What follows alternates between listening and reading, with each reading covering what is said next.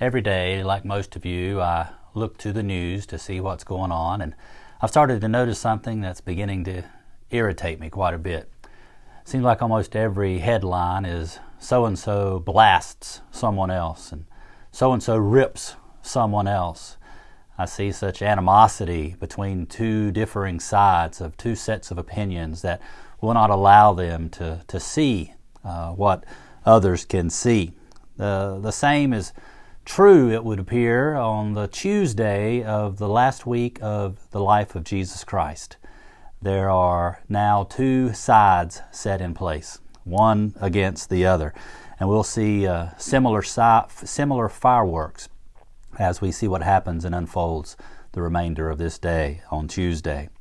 Jesus had cleared the temple on Monday, and he's gone back to Bethany.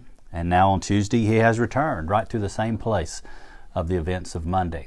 The crowds are already there. One crowd anticipating what he will say next. Some, I'm sure, coming just to see what's going to happen next.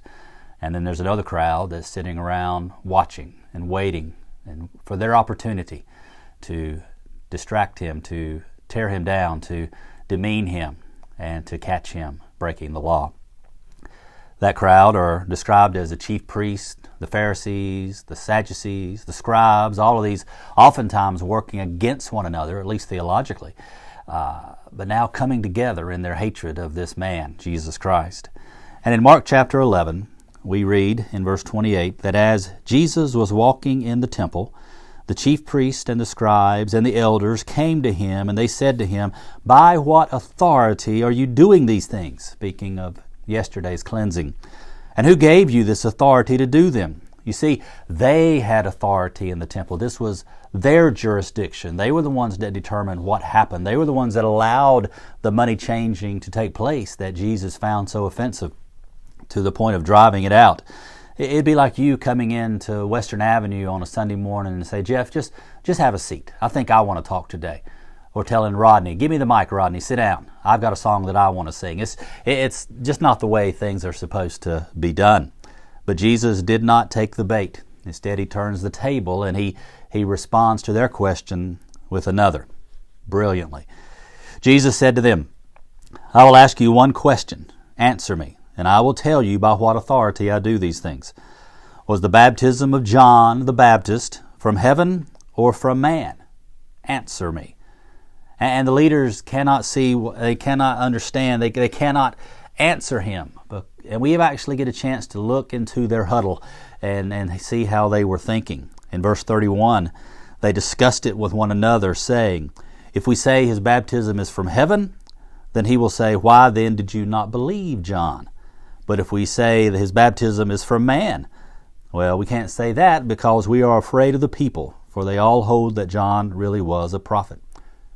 If John's baptism was something that heaven directed him to do, then why would they not believe in Jesus just the same way that John the Baptist did? If they say that John's baptism was just his idea, his invention, well, the crowd that was surrounding them was madly in love with John the Baptist and would have been in an uproar to see their hero demeaned that way. And then in verse 12, because, at the end of chapter 31, they did not answer, and Jesus says, "Well, I'm not going to answer you either." Then we move into Mark 12, and it says that Jesus began to speak to them in parables. He's speaking directly to these Jewish leaders, right in front of them, just really sticking his finger right in their eyes. He teaches a series of parables. He begins by talking about these two sons. A man had some property, and he asked one son to go and work, and the son said, "I'm not going to do it," but then later he does. He tells another son to go and work, and his son says, "Sure, Pop, I will go and do that," but then later he does not. Which one of those does the will of the Father? They answer correctly, saying obviously the first, the one who said he wouldn't, but does. And the one who says he would, but does not, he is not doing the will of the Father. And Jesus says, that's who you are. You're the second son. You're the one who say that you are doing the will of God, but you are not. And these tax collectors and prostitutes, they will enter the kingdom well before you. Then he tells a story called the parable of the tenants, where the owner of some land leased this land to some tenants. He sent servants as we know in the story, or the prophets. And then finally, and they beat them. They sent his son, who we see as Jesus Christ, and they actually killed him. And the leaders answered Jesus' question, what should be done to these tenants? And the leaders said they should be killed. And then finally it dawned on them that Jesus was talking about them. And Jesus said, the kingdom will be taken from you and given to others. At this point, the Bible says they wanted to arrest Jesus, but yet again they were scared to try to do so. Then Jesus told the parable of the wedding feast, where the leaders would reject the invitation to join this feast. Instead, they would be cast out and judged. And this teaching just drove the Jewish leaders crazy. They could not answer. They knew Jesus was talking about them. They knew that they had no answer to anything he was going to say. As they grew angrier and angrier, Jesus' followers grew more and more in adoration and respect for him. So they decided to come up with something a little more subtle. They started asking questions, just hoping Jesus would falter at some point.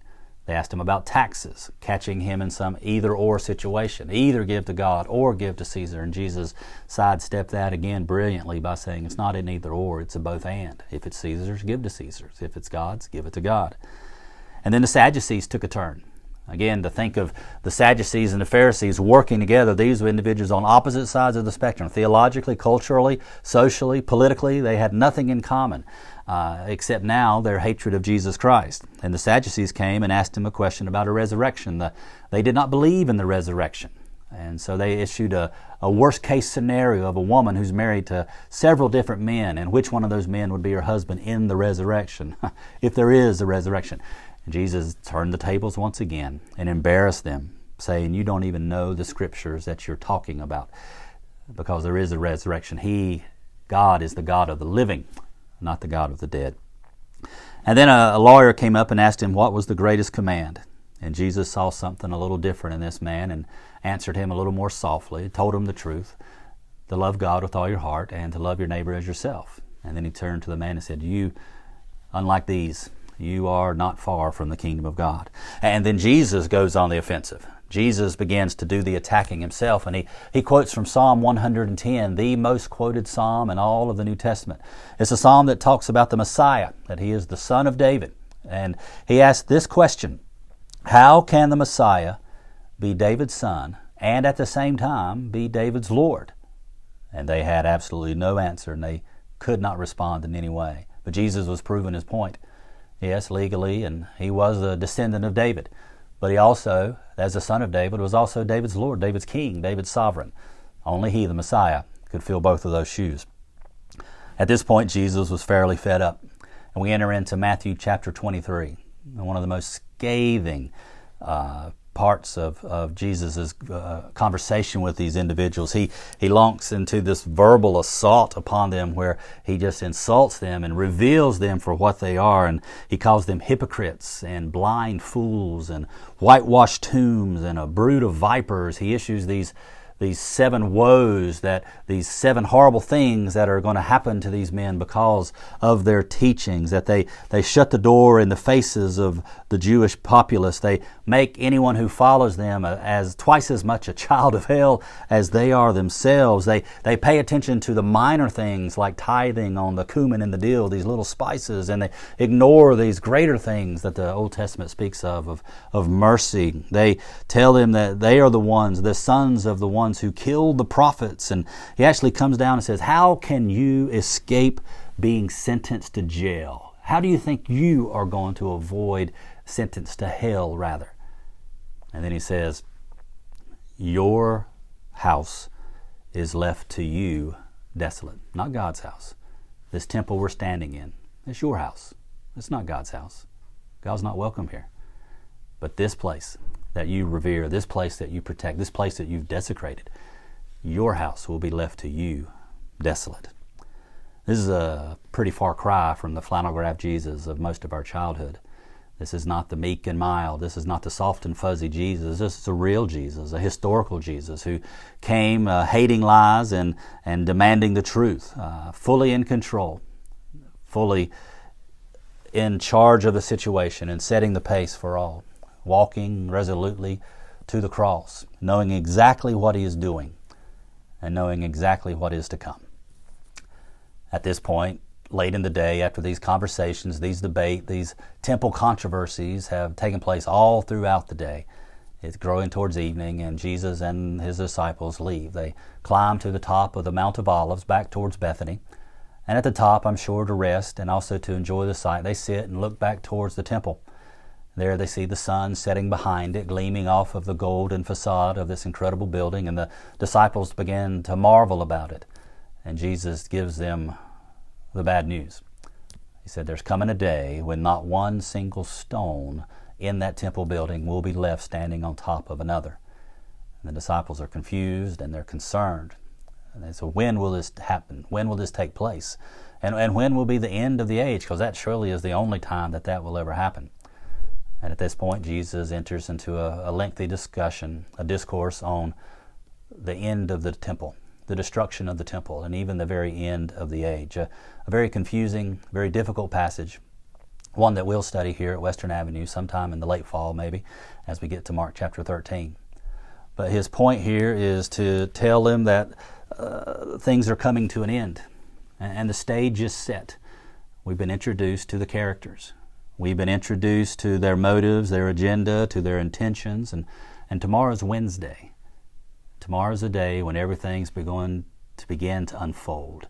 We'll see the plot of the enemies of Christ come into place, and all because Jesus has issued this very direct, very clear challenge against their authority and against their position as spiritual leaders of his people. And this drama at this point, because of what Jesus has done, willfully, intentionally, purposefully, can only end up in one of two ways.